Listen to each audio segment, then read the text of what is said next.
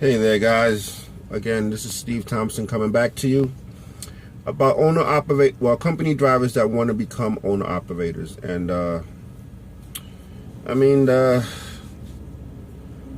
if you want to become an owner operator, as I said before, you would have to find out what company you want to go with.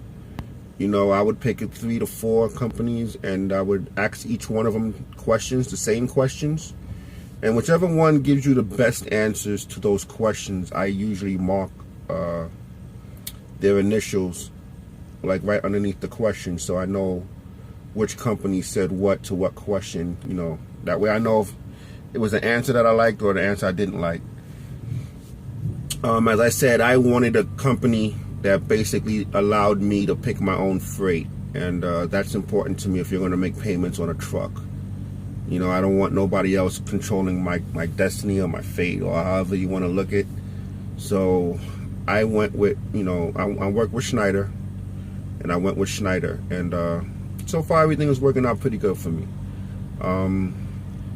At the moment, you know, I'm trying to get a refrigerator installed in the truck, and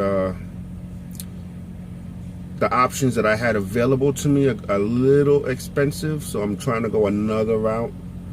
The route that I'm trying to take is I'm trying to take the cabinet out of the truck.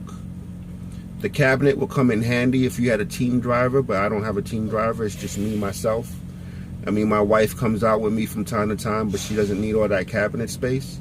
So I'm trying to get the cabinet taken out, and you know, they would hold it for me until I finished paying off the truck.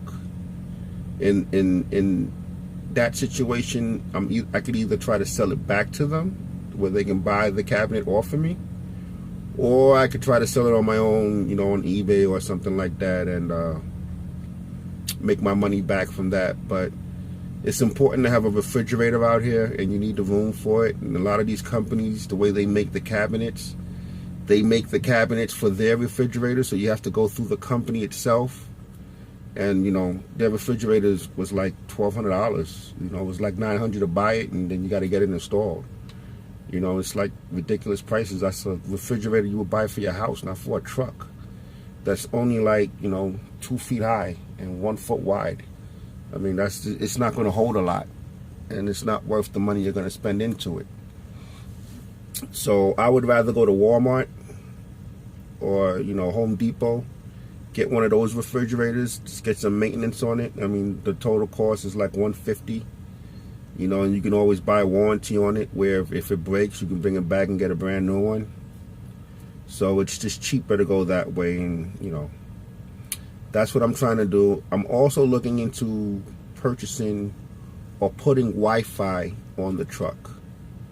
Wi-Fi will come in handy, because then you won't need to log into, you know, certain the truck stops you stop at. You don't have to keep paying for it, you know, because everybody wants to suck everything out of you as much as they can to make money off of you, and nobody cares about how the truck driver survives, lives, or whatever out here. So you have to fend for yourself. So if I can get Wi-Fi put out here, you know, I can watch movies and videos off my PlayStation.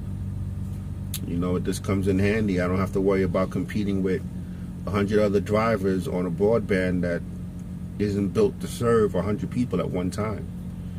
So, you know, 34-hour resets can be boring if you don't have the proper equipment to keep you focused and keep your mind right. So I'm trying to get the truck in a position for me to be comfortable when I'm out here away from home. My home away from home. I mean, you got to make it comfortable out here. You're the one in the truck, you know, so you got to do what's best for you. You know, I'm not going to have another driver out here with me. I don't plan on it. So the extra cabinet space, I know I don't need it. I'd rather have the refrigerator than the cabinet space. I could just, you know, I can compact everything into 1-2 cabinets behind the driver's seat if I have to. But for the most part, yeah, you know, I'm trying to get the refrigerator and the Wi-Fi. Those are the 2 biggest things. Soon I'll have a CB radio. I don't have a CB radio yet. I know. I'm not a real truck driver yet, right? trying to get the CB radio in, but I like to do investigation before I go into a purchase program with anybody, because they don't like to return stuff here or exchange. You know, they give you headaches about it. So I like to make sure I get my money's worth when I buy something. So that's what I'm doing right now. I'm looking into buying a CB radio because I need to keep, you know, my ears on the road and hear what's going on out there. You know, accidents, highways, and traffic backing up for miles. It'll be cool to have a CB radio so I can hear what's going on. And I really don't have much else to say today. I'm thinking, what can I say, though, that might be able to help you out. You know, for new lease purchase people, I mean, you know, read the contract. First of all, make sure you get the truck that you want the way you want your truck to look. That has to be one of the most important things. As I said, these truck companies, they make their trucks and they don't keep in mind how the driver would want his truck to look. They make it the way they want to design it, and usually when you need extra stuff, the way they have the truck design, you have to go through the company that made the truck, and they charge you an arm and a leg for shit, and it's just not worth it. You know, in the end, you're going to end up just paying more money than what it's worth. But that's how they suck the money out of you. So that's why I think it's cheaper, you know, if I have the cabinets removed and put the refrigerator in. And if need be, I could always build my own little cabinet space area above the refrigerator on the truck. You know, and it's an option for me. But the way they have the truck design, it's not an option right now. So hang in there. Stay safe on the road. This is Steve Thompson. I'll be coming back to you live soon because I'm starting to get everything I need to be comfortable out here. I just started driving over the road again maybe 2 months ago. May 2nd was actually my start date here. And I was local for a long time, and I drove over the road before with different companies. But this is my first lease program, and so far it's good. I mean, a lot of the questions a lot of you guys have, other drivers may try to scare you off from doing it only because they don't want the competition.